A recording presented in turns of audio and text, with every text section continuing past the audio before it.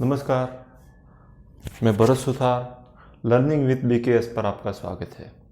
तो आज का जो हमारा टॉपिक है वह है पंचायती राज संस्था स्थानीय स्वशासन के अंतर्गत आता है। पंचायती राज संस्थान के बारे में है। स्टार्ट से लगाकर पूरा अंत तक इसको है वह पूरी तरह से सही तरीके से इसको समझेंगे। सबसे पहले इसका जो नाम है वह क्या है। तो इसका जो नाम है वह कहा जाता है ग्रामीण स्थानीय स्वशासन। ग्रामीण स्थानीय स्वशासन के नाम से है, वो जाना जाता है ग्रामीण स्थानीय स्वशासन के नाम से है।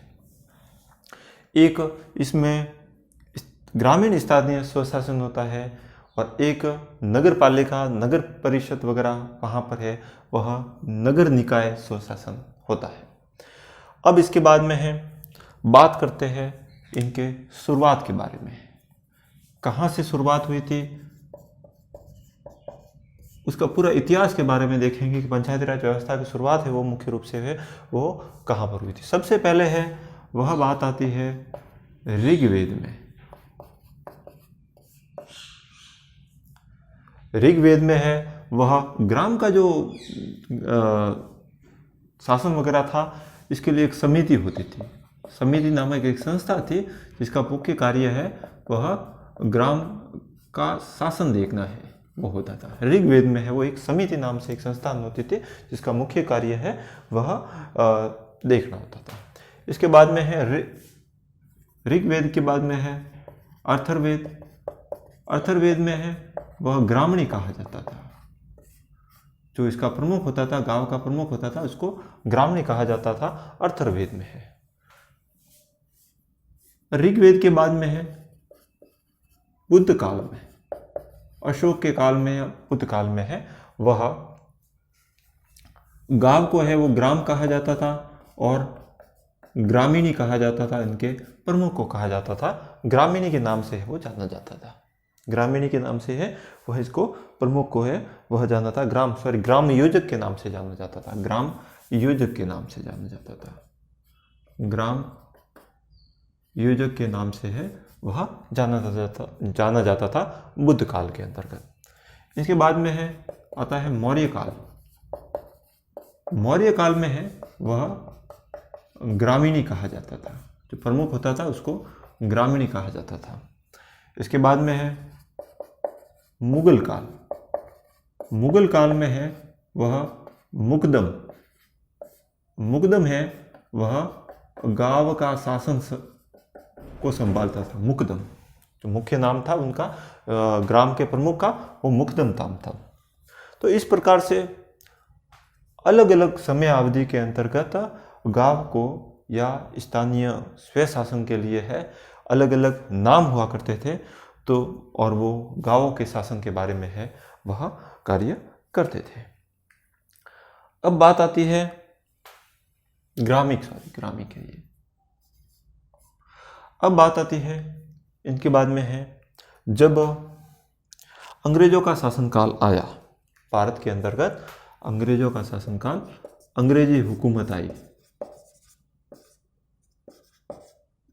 अंग्रेजी हुकूमत आई तो गांवों के शासन के बारे में है वह समय समय पर है अलग अलग प्रकार के इसमें नियम बने या इनमें समितियां वगैरह बनी। तो या इससे पहले एक पॉइंट और रहा है, जो वर्तमान में जो पंचायती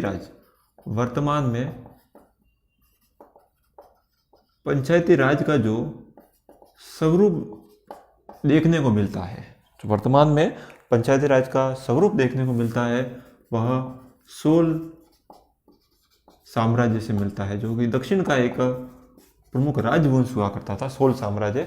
वहाँ से वर्तमान में पंचायती राज जो त्रिस्तरीय स्वरूप है, इनका स्वरूप है वो मैच करता है सोल साम्राज्य से, जो कि दक्षिण का प्रमुख एक राजवंश हुआ करता था। अब अंग्रेजी हुकूमत के अंतर्गत हम बात करते हैं तो अंग्रेजी हुकूमत के अंतर्गत सबसे पहले है इसकी शुरुआत है वह 1882 ईस्वी में, या इससे भी पहले हम देखा जाए तो 1600 67 ईस्वी को मद्रास नगर पालिका की स्थापना हुई थी। मद्रास नगर पालिका की स्थापना हुई थी, वहाँ से स्वयं शासन का एक आधारशिला है वो रख दी थी। 1882 ईस्वी में लॉर्ड्स रिपन के काल में है, रॉयल रिपन में है, एक तो ग्राम पंचायतों की स्थापना की और न्याय पंचायत,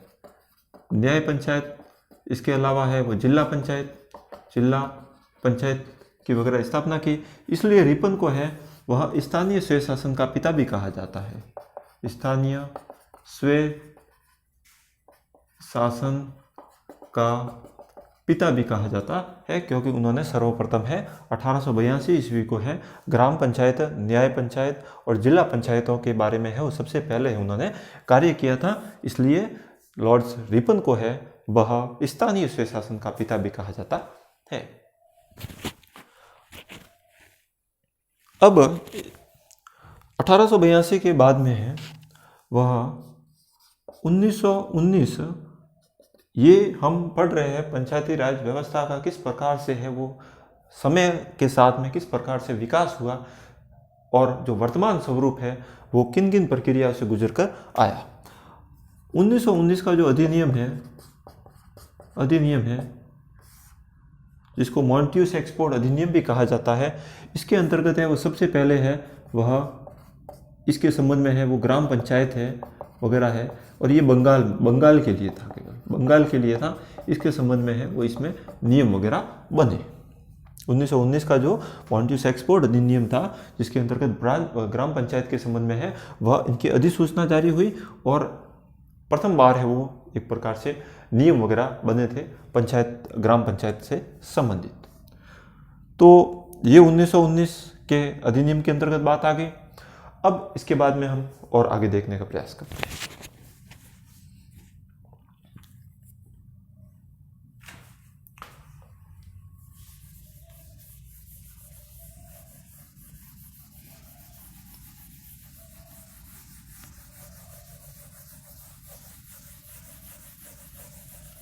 अब 1919 के बाद में है 1919 के बाद में है जैसे ही देश को है वह आज़ादी मिली, या उससे पहले भी हम देख लेते हैं कि राजस्थान में इससे पहले है एक तो बीकानेर रियासत और एक थी जयपुर रियासत और एक थी बीकानेर रियासत पहले एकमात्र ऐसी रियासत थी जिसमें है वह ग्राम पंचायत को वैधानिक दर्जा दिया गया था। पहली ऐसी रियासत थी जिसमें ग्राम पंचायत को वैधानिक दर्जा दिया गया था। ये लगभग 1928 के आसपास। इसी प्रकार से सेकंड है वह जयपुर थी जिसको है वो दर्जा है वो 1938 में है वह दिया गया था। जयपुर रियासत को सेकंड ऐसी रियासत थी जहाँ पर ग्राम पंचायत को एक वैधानिक दर्जा दिया गया था, ऑथराइज किया गया था कि ये हमारे नियम के अंतर्गत वगैरह आती है। तो ये बीकानेर रियासत 1928 में महाराजा गंगा सिंह जी थे और जयपुर रियासत महाराजा सवाई मान सिंह जी थे। 1938 में ग्राम पंचायत को है वो वैधानिक दर्जा इसके अंतर्गत दिया गया था। 1928 और इसके अंतर्गत बात आती है।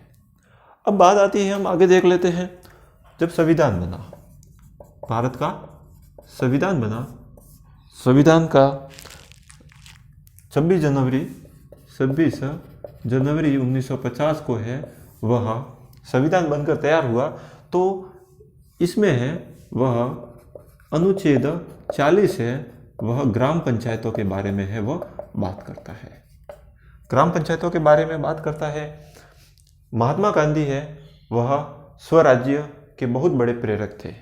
महात्मा गांधी का मानना था, मोहनदास करमचंद गांधी जी का मानना था कि जब तक है वह बुनियादी स्तर पर है वह कोई भी कार्य नहीं किया जाए तब तक, या सबसे निचले स्तर पर है वो कार्य नहीं किया जाए तब तक भारत का जो विकास है वो अधूरा रहा था। ये स्थानीय स्वय शासन के है वह बहुत बड़े प्रेरक थे महात्मा गांधी। अनुच्छेद 40 में है, संविधान के अनुच्छेद 40 में इसका वर्णन किया गया है ग्राम पंचायतों के बारे में। अब आगे चलकर हम देख लेते हैं कि राजस्थान के अंतर्गत अब राजस्थान के अंतर्गत हम देख लेते हैं कि यहाँ पर सबसे पहले है 2 योजनाएं चलाई गई थी, जिसका नाम था, एक तो सामुदायिक विकास कार्यक्रम, सामुदायिक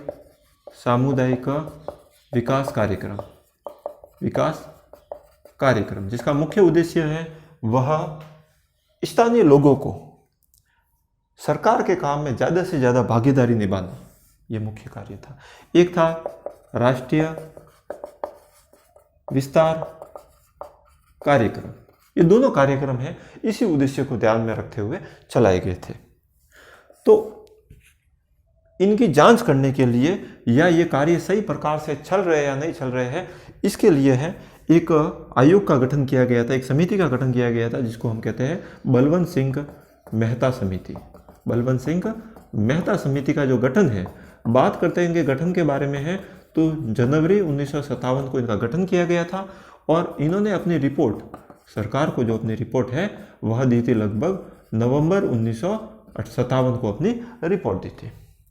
अब जब बलवंत सिंह मेहता है वह लोकतांत्रिक विकेंद्रीकरण के बहुत ज़्यादा समर्थक थे। लोकतांत्रिक विकेंद्रीकरण के वो समर्थक थे। उनका मानना था कि जब तक स्थानीय लोगों को है वह शासन में भागीदारी नहीं मिलती है, तब तक है वह निचले स्तर पर है वो विकास संभव नहीं है। तो लोकतांत्रिक विकेंद्र के सबसे बड़े समर्थक थे बलवंत सिंह मेहता। समिति का गठन किया गया था जनवरी 1957 को। इन्होंने सरकार को अपनी रिपोर्ट नवंबर 1957 को दी गई थी। इससे पहले भी आपको एक बात ये भी समझना है कि 1953 में है, राजस्थान में है, वो प्रथम बार है पंचायती राज अधिनियम बनाए गए। पंचायती राज अधिनियम है वो बनाया गया सबसे पहले 1953 में। दूसरी बार है वो 1959 में बनाए गए थे। अब जब इन्होंने अपनी रिपोर्ट दी तो इस रिपोर्ट को जो लागू है वह किया गया था 2 अक्टूबर 1959 को किया गया था। और सबसे पहले है वह पंचायती राज व्यवस्था का शुभारंभ किया गया था।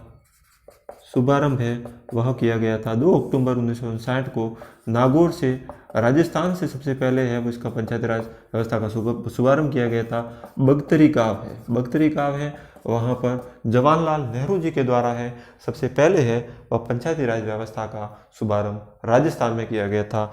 और इस बलवंत सिंह मेहता समिति की जो रिपोर्ट को है वो लागू किया गया था 2 अक्टूबर 1960 को। तो इस प्रकार से राजस्थान है वह प्रथम राज्य बना था जहां पर पंचायती राज व्यवस्था है वो लागू की गई थी। सेकंड बात करते हैं तो आंध्र प्रदेश में है वह आंध्र प्रदेश एकमात्र ऐसा राज्य था जहां पर पंचायती राज व्यवस्था है वह राजस्थान के बाद में है वो लागू की गई थी। तो ये, और उसके बाद में है 1959 में है इसके अधिनियम बने थे, अधिनियम पंचायती राज व्यवस्था के वो अधिनियम बने थे।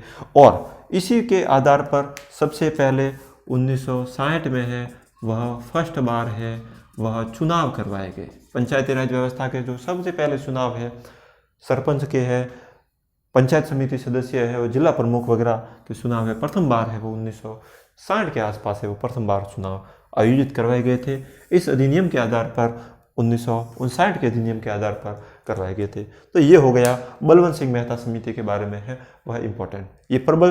और जब इसका समिति का गठन किया गया था तो उस समय है मोहनलाल सुखाड़िया है वह मुख्यमंत्री थे, चीफ मिनिस्टर थे। और भारत में है जवाहरलाल नेहरू है वो प्रधानमंत्री थे।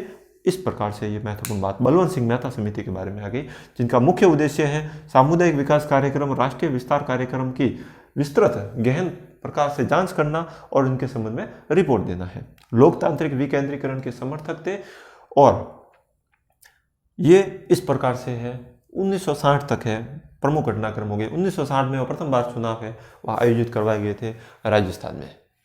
आगे हम देख लेते हैं, समय समय पर है वह अलग अलग समितियां बनी थी। अब इसी के अंतर्गत है पहली समिति तो हमने पढ़ ली, बलवंत सिंह मेहता समिति थी। इसी प्रकार से है वह दूसरी समिति के बारे में हम पढ़ते हैं। इसी के अंतर्गत है वह दूसरी समिति बनी थी 1963 में है कि संथानम समिति बनी थी। 1963 में है, 1963 में है वह कि संथानम समिति बनी थी। इन्होंने सिफारिश किसकी की, मेन चीज है, इन्होंने जो सिफारिश की थी वह की थी पंचायत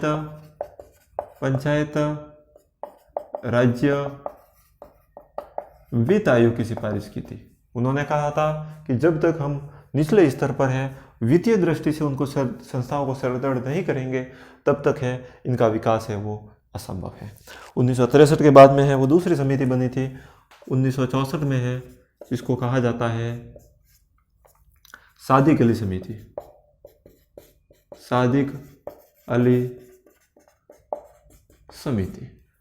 अली समिति 1964 में इसका गठन किया गया था। इनकी मुख्य सिफारिश है क्या क्या थी, इनकी जो मुख्य सिफारिश है वो क्या थी। पहली प्रमुख सिफारिश इन्होंने ये की थी कि जो पंचायत समिति के या जिला प्रमुखों का जो चुनाव करवाया जाता है, जिसमें जिला प्रमुख या जो प्रधान का जो चुनाव करवाया जाता है, इनमें इन सदस्यों के अलावा, इनके जो सदस्य तो होंगे, इसमें इन सदस्यों के अलावा है वह ग्राम पंचायत के प्रधान यानी सरपंच भी इन्वॉल्व होने चाहिए। सरपंच भी, उनको भी मत देने का इनमें अधिकार होना चाहिए। ये इस समिति का प्रमुख सिफारिश थी, सादिक अली समिति, जो कि 1964 में बनी थी। और इसका मुख्य सिफारिश थी कि जिला प्रमुख या प्रधान वगैरह इनका चुनाव करवाया जाता है तो उसमें सदस्यों के अलावा ग्राम पंचायत के सरपंचों को भी मत देने का अधिकार होना चाहिए, उनके द्वारा है वो उनका चुनाव होना चाहिए। अब सादिक अली समिति के बाद में है वह बनी थी 1973 के आसपास है वह गिरधारी लाल व्यास समिति। गिरधारी लाल व्यास समिति, गिरधारी लाल व्यास समिति है, इनका मुख्य उद्देश्य था कि हमने इसमें, उन्होंने कहा था कि हमने यहाँ पर सरपंच वगैरह तो चुनाव करवा दिया, लेकिन एक सरकारी अधिकारी भी होना चाहिए, सरकारी अधिकारी या कर्मचारी भी होना चाहिए, जिनको है वह नाम दिया था ग्राम सेवक। ग्राम सेवक की नियुक्ति का जो सिफारिश है वह गिरधारी लाल व्यास समिति के द्वारा की गई थी। उन्होंने कहा था कि ग्राम पंचायत सेवक है या सरकारी अधिकारी होना चाहिए जो कि कार्यों को सही और व्यवस्थित प्रकार से है वह किया जा सके। अब गिरधारी लाल व्यास समिति के बाद में है 1973 के बाद में है जो अगली समिति आती है जिनकी सिफारिश है वो की गई थी। इसके बाद में है वो अशोक मेहता समिति 1977 में। अशोक मेहता समिति, अशोक मेहता समिति का गठन किया गया था। अशोक मेहता समिति की जो प्रमुख सिफारिशें थी, एक तो प्रमुख सिफारिशें थी कि द्विस्तरीय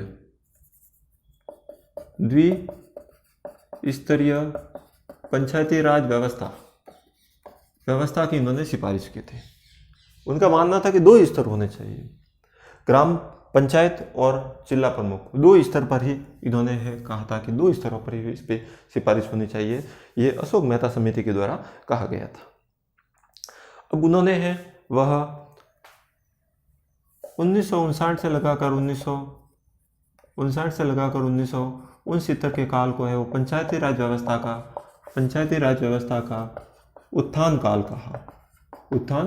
कहा। इसमें है वो पंचायती राज व्यवस्था का समुचित है वह विकास हुआ। इन्होंने है वह, इनका कार्यकाल है वह 4 वर्ष करने की सिफारिश की थी, 4 वर्ष करने की सिफारिश की थी।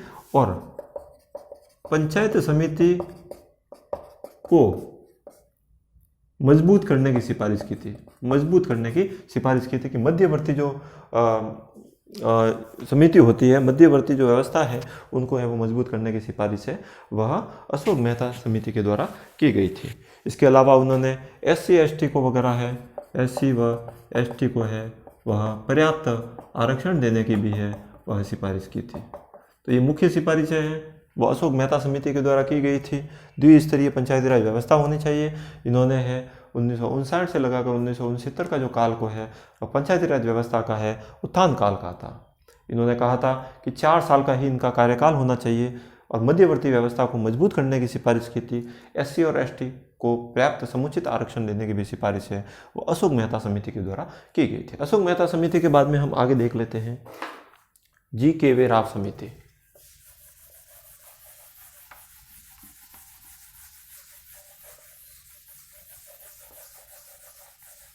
अशोक मेहता समिति के बाद में हम देख लेते हैं कि जी.वी.के. राव समिति।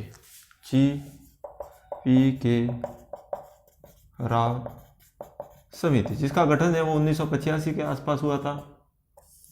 अब बात करते हैं इन्होंने प्रमुख सिफारिशें क्या क्या की थी। एक तो इन्होंने सिफारिश की थी कि इन्होंने पंचायती राज व्यवस्था है जिनको है बिना जड़